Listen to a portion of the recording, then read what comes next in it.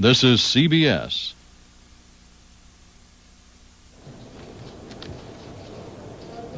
Trying to identify the Minnesota victims of yesterday's plane crash here in Reno continues today. Meanwhile, federal investigators have released more information about the crash. I'm Debbie Ely reporting live from Reno, and I'll have the details coming up on today's Noon Report. Also in the news today, a near disaster in Gary, Indiana. 2 commuter trains collide last night, sending 150 people to the hospital. And in Hopkins, an overnight house fire kills 1 man, a man who apparently unplugged his smoke alarm because it was an annoyance. These stories and more are part of today's Noon Report. There's no single cheese like Velveeta. 'Cause Velveeta is more than one single cheese. Like Colby, Swiss, and cheddar.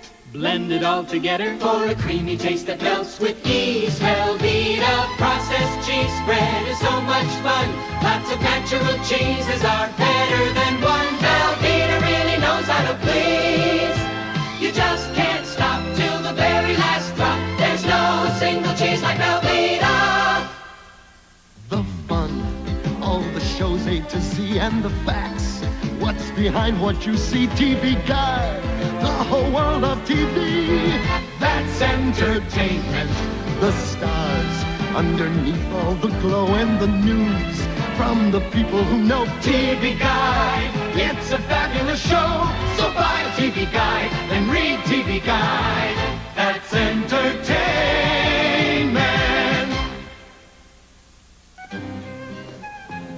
This shredding is hard work. When you finish a cheddar, shred the mozzarella, taco cheese, Colby, and Monterey Jack.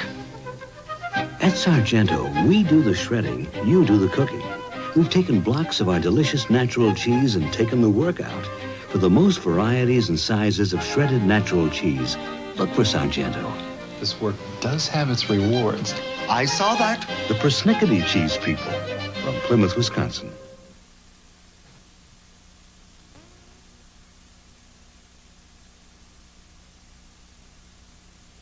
Serving and informing the Twin Cities for 4 decades. This is WCCO Television, Minneapolis, St. Paul.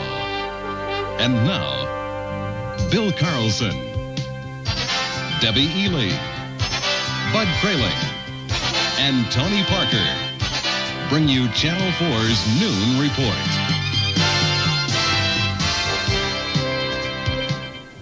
Four years ago at this time, the day after the inauguration, most headlines from across the country focused on the 2 big events, the beginning of the Reagan presidency and the release of the American hostages from Iran, both upbeat stories. Today, the Reagan inauguration is still in the news, but this time, the story with which it shares the limelight is a tragic one, the death of close to 70 aboard a flight headed for the Twin Cities. Good afternoon, everyone. Thank you for joining us. And day 2 of the air tragedy in Reno is unfolding at this hour. We'll hear from Don Shelby in just a moment from a news conference being held there this morning. But first, we join Debbie Ely live with the latest. Debbie, what do you know? Good afternoon. Crews were back out on the scene early today trying to sort through the ruins of the ill-fated Lockheed Electra Galaxy Flight 203. The process of removing the 69 bodies is a slow one. That's because the investigators must photograph and record where each body was before it is actually removed. The bodies are being placed in 2 huge refrigerator trucks and then transported to a makeshift morgue at the Washoe County Fairgrounds, not too far away.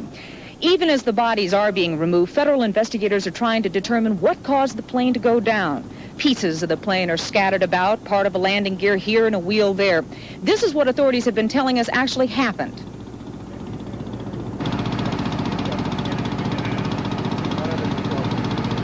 It came down heading in a westerly direction, about 100 yards, as I said, east of the highway, and traveled across the bare, open pasture and hit a berm on the east side of a irrigation ditch and apparently bounced into the air and then landed in the midst of RVs and recreational vehicles, a park not occupied by residents, and that's where the explosions began to take place.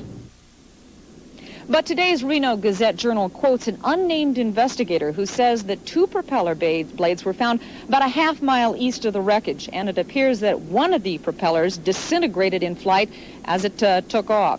And in a second account, an aviation consultant who was on the plane but got off in Lake Tahoe on Sunday said that he saw fuel leaking from the plane. Stephen Saul reportedly called that to the attention of a flight attendant, and he asked her if the plane was safe, and she said she wouldn't be flying it if it wasn't. The names of the dead crew members were released yesterday. All 5 of them are from the Florida area. And meanwhile, the list of the dead passengers has still not been released. We are awaiting that at any time. Now, a news conference began just a few moments ago at a hospital here in Reno. It is being held to provide an update on the conditions of the 3 Minnesotans who survived the crash. One of those survivors, George Lamson Jr., was reunited with his mother and sister yesterday. The St. Paul man is listed in stable condition. His father, George Lamson Sr., remains in critical condition, and a third man, Wayzata teacher Robert Miggins, remains in very critical condition. Meanwhile, a Reno firefighters group has begun an effort to help more Minnesota families come to Reno. The firefighters hope to defray the cost for the families of the victims who want to fly to the scene. These were we were notified late last night to help give assistance to and to support the survivors of those that perished in the air accident. Once they get here, to try to alleviate the trauma and help out in reducing the anxieties of the situation. The Reno firefighters hope to make arrangements for free air transportation and free lodging for the relatives of the Minnesota victims. They are coordinating their efforts with the Minnesota Firefighters Association. And as we mentioned earlier, that list or partial list of passengers' names is not public yet, but Don Shelby is at a news conference right now where that list may be released. Back to you in Minnesota. Thank you, Debbie. Thank you, Debbie. We're going to go across town now in Reno and hook up with Don Shelby, who has been at that news conference. Don, is there any new information available? Unfortunately not. I'm standing about a block from the scene within sight of the wreckage of 203. Sheriff Vince Swinney just held his news conference. It concluded on the word that was disappointing but yet hopeful. Disappointing in the sense that we had expected, based on word from the NTSB yesterday, the National Transportation Safety Board, that we were going to get at least a partial list of those individuals who have been identified. Because of the frigid temperatures, it was down to 18 degrees here in Reno last night. They called off the mission to remove the bodies. Because they could not remove the bodies, they could not begin the identification process as they had hoped to do. In fact, the temporary morgue, which is scheduled to be set up at the fairgrounds for Washoe County in North Reno, has not even been set up at this point. 2 refrigerated semi-trucks have been packed with the remains, the body bags, of the individuals aboard 203, and they stand idle, yet to be moved out to the fairgrounds. They did tell us, however, Sheriff Swinney did tell us, however, that they do intend to break with custom. They do intend to break with custom and break with what has been an FBI standard. The custom is that no names are released until the entire group of the manifest has been identified. But in this case, Sheriff Swinney says he is taking it upon himself, along with his cohort here in Washoe County, Coroner Ben McCarty. What they are going to do is release partial lists. They're going to list them by group. I asked him today how many people have been identified to this point. He said absolutely none. No one has been identified. He said there are some that may be visually identified. Most will have to be through fingerprints and through dental records because most of the bodies have been burned beyond recognition. He also mentioned that an attorney for Galaxy Airlines out of Fort Lauderdale, locally based, an individual by the name of Bruce Laxalt. The name is familiar here in Nevada, of course, because Paul Laxalt, former senator, of course, and high-ranking official in the Reagan administration, is his nephew.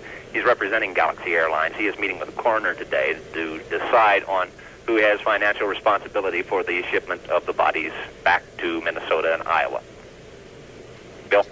Okay, thank you, Don. And, of course, Don and the entire team will be reporting, continuing their reports on later newscasts. Tony? Well, we now know more about a near disaster from some other Minnesotans in Nevada late yesterday. A small car and a tour bus collided head-on about 10 miles east of Carlson City. The 2 people in the car died. 39 others were injured but have been treated and released.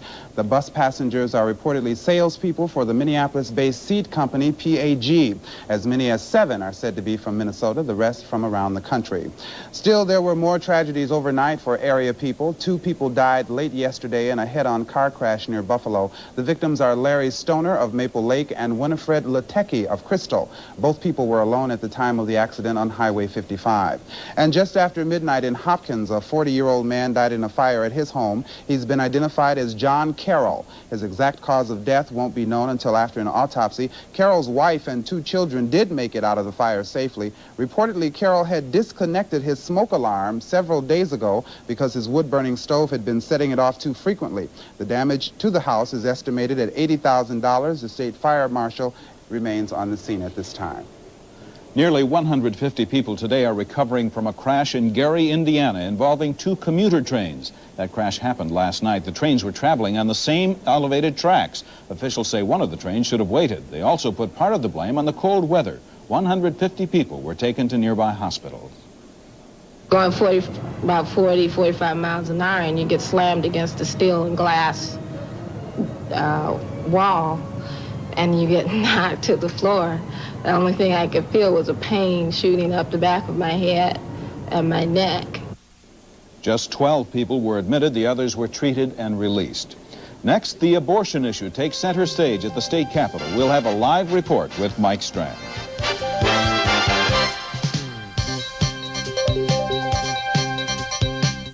We're a small town, homegrown, made the way you make your own pizza. Tombstone, we're a ladled on and loaded up with lots of mozzarella on the pizza.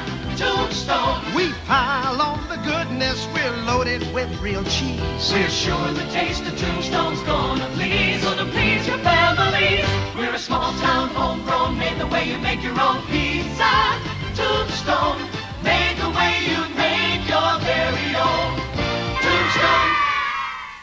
Weight Watchers has big news for you in 85. Our new improved Quick Start plan lets you lose weight fast and easy, and your first meeting fee is free. Call Weight Watchers now. How could something that looks so funny? America's original #1, Thomas's. Nooks and crannies to hold the butter, they taste so crunchy. Just can't beat 'em, can't wait to. Thomas's English muffins.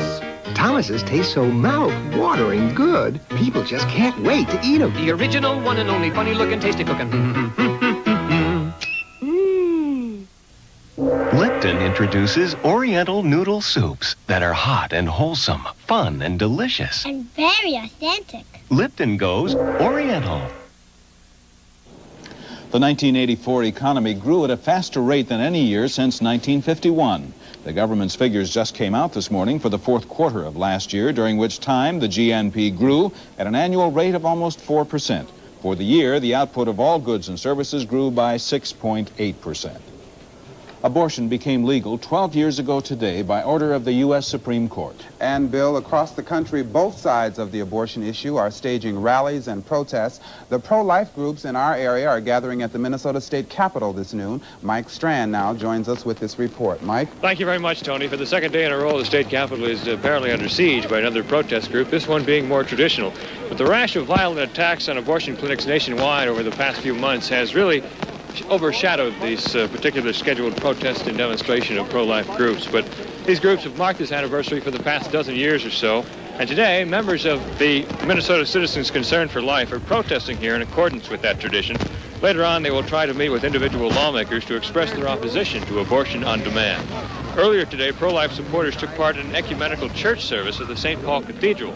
The prayer service was sponsored by the Twin Cities Archdiocese. The abortion opponents continue to seek a constitutional ban outlawing pro-choice laws.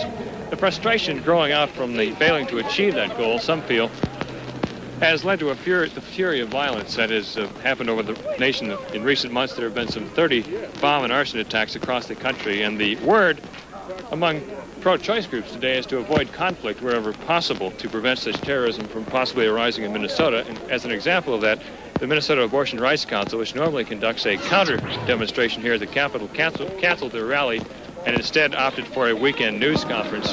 Also, Minnesota Planned Parenthood clinics are requesting that pro-choice groups not hold vigils at their clinics in Minnesota. Officials fear it could provoke more outbreaks of possible violence, and vigils are being held in other states such as North Dakota, Iowa, and Wisconsin. But here the state capitol in Minnesota, we have several hundred, possibly several thousand by the time the rally begins in several minutes to protest the abortion on demand law for the 12th year in a row. Mike, what seems to be the mood out there? Have any pro-choice people arrived there, and if there have been any conflicts at all? No, as I mentioned, they have opted not to have their counter-demonstration this year for fear it might provoke possible violence. There have not been any pro-choice groups that we have seen out here at this point, and we are hoping and all are hoping really that there is no such confrontation this year. Mike, are any members of state government participating in the rally that you know of? We have not been able to get a hold of any type of official agenda, Bill. We're assuming that there will be some pro-life legislators that will address the crowd, but as yet we're not sure exactly what the schedule will be. Okay, thank you, Mike. Thank you, Mike. Well, one of the bigger rallies in the country will be going on today in Washington, D.C. There, President Reagan will speak to participants in the annual March for Life. A White House spokesman says the president wants to voice his support for legislative and other efforts aimed at overturning the Supreme Court's ruling. Well, last night, the president and Mrs. Reagan were basking in the glow of the inauguration. They attended at least 9 separate parties, and Mr. Reagan was handing out his own party favors in the form of good news about the economy. Mr. Reagan hinted that today's economic figures would show that 1984 had the best gross national product in some time, and the lowest inflation since 1967. Truly worth celebrating about. Well, the noon report continue with Bud's forecast and some cold oranges in Florida. Please stay tuned. Why did it take you so long to try Steak-'em all-beef sandwich steaks? I thought it was expensive. It's under 50 cents per portion. I didn't realize it's pure beef. Pure beef. I did not know if it tasted good enough for me. It tastes good enough for me. I didn't think this one box of Steak-'em sandwich steaks would give me so many big hot sandwiches. If you're not trying Steak-'em now, what's keeping you? Steak-'em. You've got to try it. Wouldn't it be great if there was a soybean herbicide that worked one pass or two? That it controlled grasses and tough weeds like foxtail, pigweed, lamb's quarters, and help stop nightshade? One that'd keep on working right through harvest and yet not carry over to next season's crops. Well, now there is. It's called Sonalan from Elanco. Sonalan gives you season-long grass and weed control at a reasonable cost. Soybeans and Sonalan, they're made for each other. The whole grain wheat isn't enough. The golden honey isn't enough. The pure bran and slow baking with no added preservatives isn't enough to call this wheat bread Home Pride. What makes it Home Pride is real creamery butter. Home Pride splits each loaf, then pours on real creamery butter and lets it bake right in. It gives our wheat bread a taste that's really special. Home Pride butter top wheat. Nature's best ingredients baked better with butter. Tuesday at 4:30, catch Yuppie Fever on PM Magazine. What is a yuppie? It's a preppy all grown up. Follow one through this inevitable transition. Then, come play in one of the world's most glamorous ski resorts, Vail, Colorado. Visit Vail like the stars do on a $1,000 a day budget for a fantasy weekend. And meet the relatives of the rich and famous. Find out the mixed blessing of talented people living in fame's shadow. Tuesday on PM Magazine at 4:30 on Channel 4.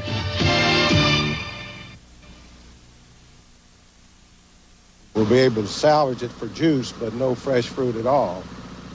The weather that we're going to have from here on is going to determine how much we can salvage. Well, a bitter cold overnight in Florida has orange growers scrambling to do what they can do to keep their crops warm. Temperatures dipped well below freezing, turning those oranges into what felt like baseballs. Frozen oranges do not necessarily make good frozen orange juice, I guess. Well, that's a... Now, wait a minute. No, frozen oranges. I guess you're right. It was warmer. There's some thought about growing oranges in Alaska because it was warmer at Anchorage this morning than it was at Jacksonville, Florida.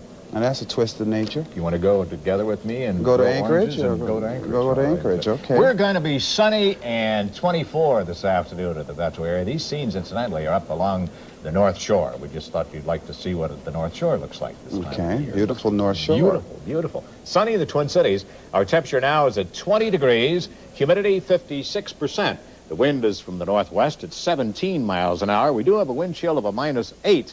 The pressure reading is 30.20, and the pressure is falling. The air temperature is 20, and it's sunny in the metro area. Well, we've already brought up the subject of temperatures in Alaska, and it is going to be cloudy from Barrow and Nome and Fairbanks today. Well, the warmest temperature at Barrow will be at 12 degrees below zero. Looks like it'll be around 30 at Nome and cloudy, and Fairbanks, afternoon temperature at 18 degrees. Partly cloudy at Anchorage, 35 for the high. Rain at Juneau with the afternoon temperature at 43.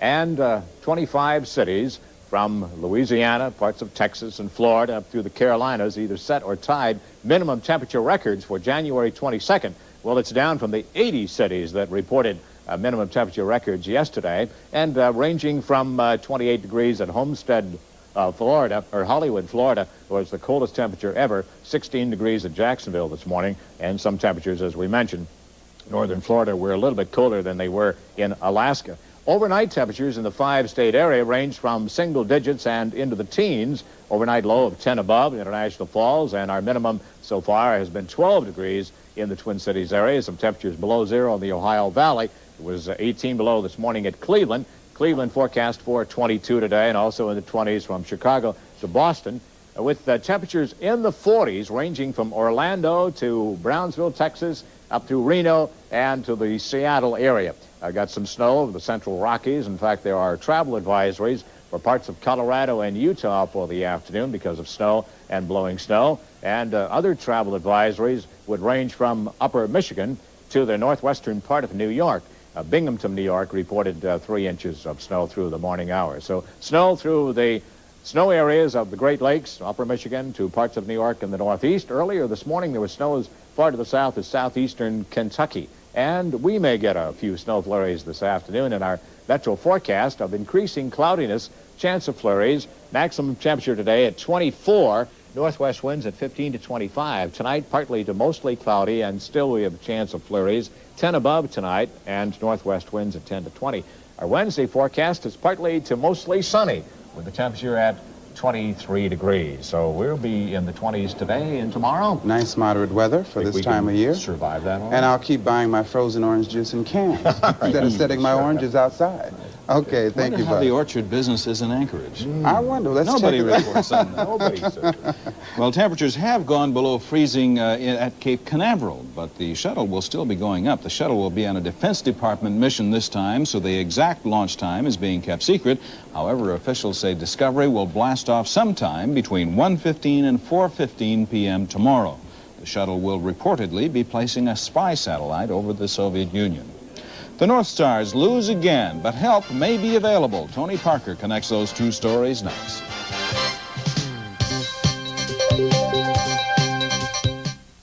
Oh, no. It's John and Mary. They're 30 minutes early. We gotta clean this mess fast. Easy. We have 409. Here, I'll finish mopping, you spray. 409's powerful grease cutters dissolve greasy dirt fast. And 409 cuts easily through greasy grime on floors. Formula 409 starts to work before you start to wipe. There, that's clean. Are we early? No! There's a complex of pests out there waiting to attack your corn crop. And you need protection that's best for conservation tillage.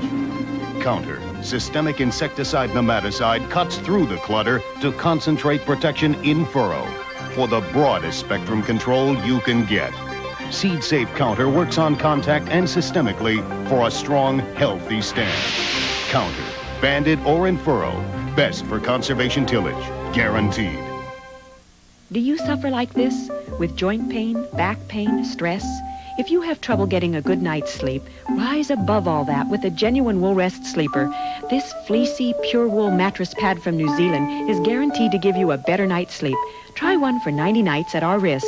If at the end of that time you're not sleeping better, we'll refund your money in full. See, feel, and test the amazing Wool Rest Sleeper today at all Slumberland stores in the Twin Cities area. Check the white pages for the location nearest you. Remember the taste of good times, friend. Remember the taste of s'mores. Remember the taste. It's back again. In a granola bar called s'mores. Remember the taste of marshmallow friend with graham and chocolate galore. Remember the taste. It's back again.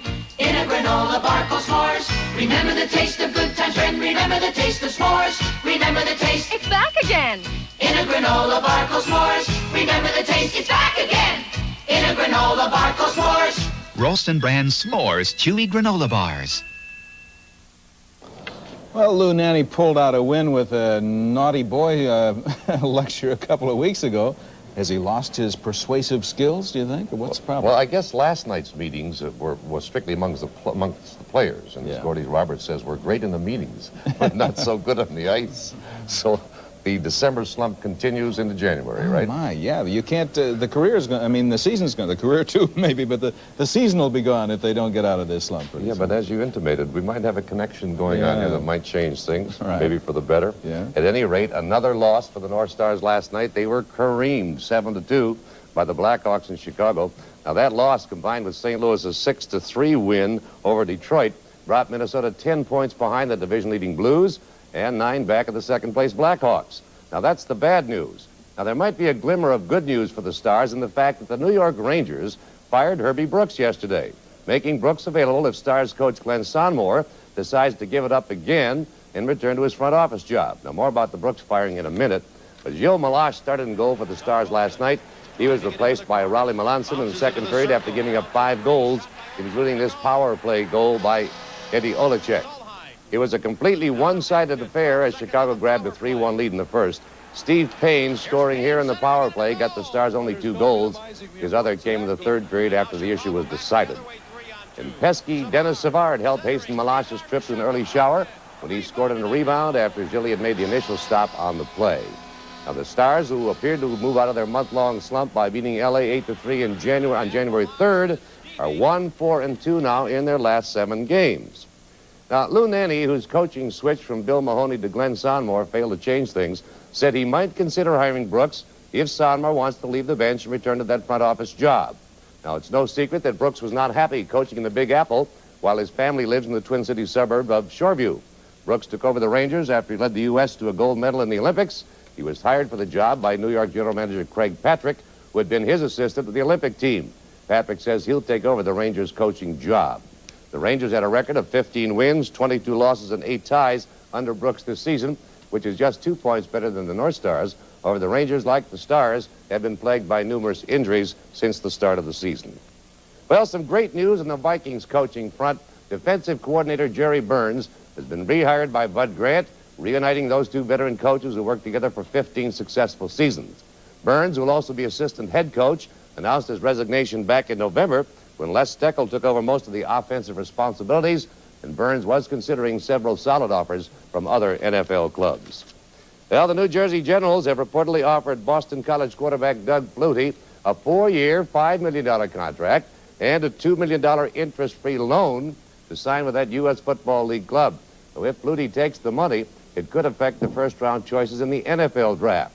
The Vikings have the 3rd pick overall, and if Flutie is one of the first selections, it could affect the Vikings' first choice, and they reportedly are considering one of 2 top linemen. But again, if Flutie is gone, that could all change. There's nothing but change in sports. Some people may say, well, if Brooks had kind of a bad record this season with the Rangers, is he going to do any better with the North Stars, who have had a similar kind of thing? But, of course, I guess that whole change of place could give new blood to everybody. Huh? The change of face from Glenn to Herbie gives them license, okay, to make the switch. And the switch changes Herbie's approach to the job, too, being back in town. Huh? Right, right. Okay, well, it's complicated. They need a sports psychologist, too. That's sort of it's a little difficult. Well, before we say good afternoon to you, there's an announcement we'd like to make, a footnote. Throughout the day, we'll have more information from investigators on the scene of that Reno plane crash on our 5, 6, and 10 p.m. reports. And on tonight's 10 p.m. report, we'll examine the mounting problem of illegal gun sales in Minnesota and throughout the country. And on that note, we'd like to say have a good afternoon, and thank you for joining us. And look forward to that great day that Bud Kraling has promised us. Have a good one. We'll see you tomorrow right here at the same place. Bye-bye.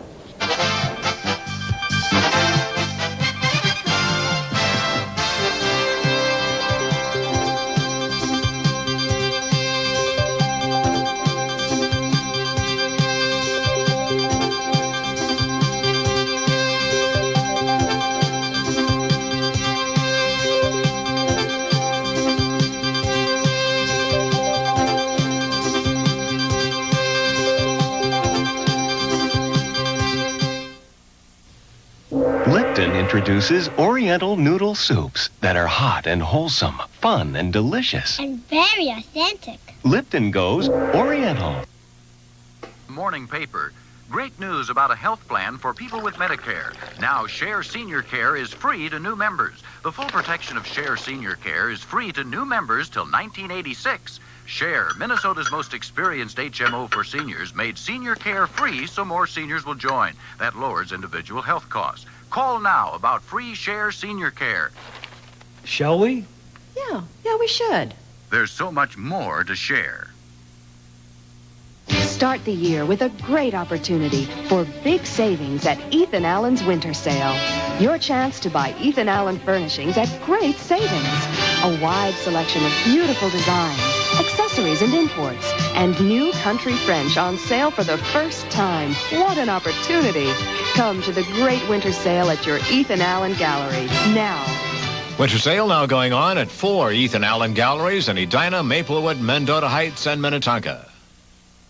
Hi, I'm Bob Eubanks. You never know what those unpredictable newlyweds will say next. Sexiest article of clothing you put on only for charity. I put on a bra. The Newlywed Game, weekday afternoons at 3 on WCCO Television, Channel 4. WCCO Television, Minneapolis, St. Paul.